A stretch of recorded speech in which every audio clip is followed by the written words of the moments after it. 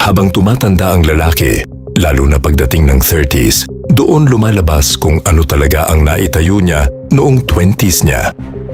Hindi sapat na tumanda lang, kailangan may direksyon, disiplina at malinaw na plano sa buhay.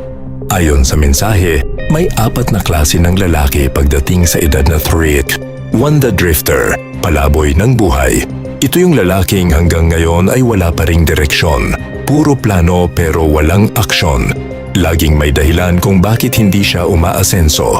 Paulit-ulit lang ang maling habits, kaya walang pagbabago ang buhay niya. 2, the performer, pakitang tao. Mukhang successful sa social media, magandang damit, lifestyle at image. Pero sa likod nito, maraming utang, pressure at insecurity.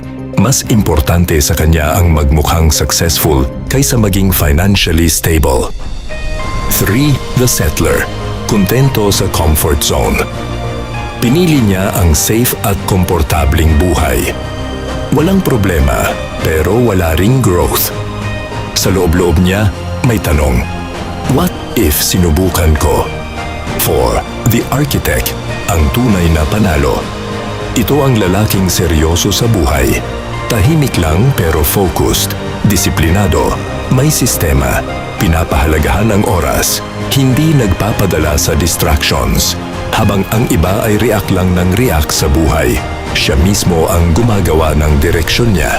Ang pinakamensahe, pagdating ng 30s, hindi mo na kailangan ng mas maraming oras. Kailangan mo ng mas malinaw na plano, disiplina at structure sa buhay. Dahil ang lalaking marunong magtayo ng tamang pundasyon ngayon, siya ang aangat sa future.